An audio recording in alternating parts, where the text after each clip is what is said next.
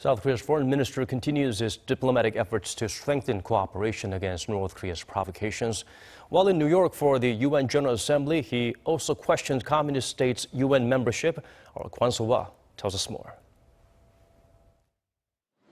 South Korea's Foreign Minister Byung-se held bilateral talks with his British, German, and Bolivian counterparts Tuesday on the sidelines of the UN General Assembly in New York.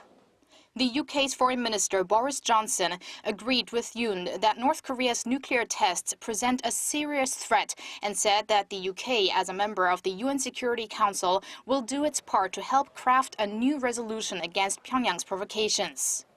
Yoon asked Berlin's top diplomat Frank-Walter Steinmeier for greater cooperation on the bilateral and European Union fronts in enforcing sanctions on North Korea. The two agreed that South Korea and Germany are important partners, sharing the pain of being and having been nations divided.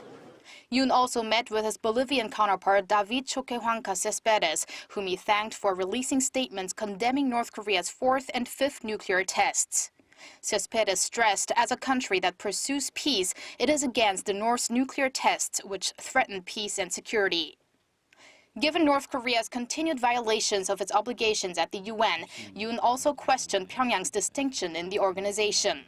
During an interview with the Associated Press, Yoon said all UN members should ask themselves whether North Korea is qualified for membership.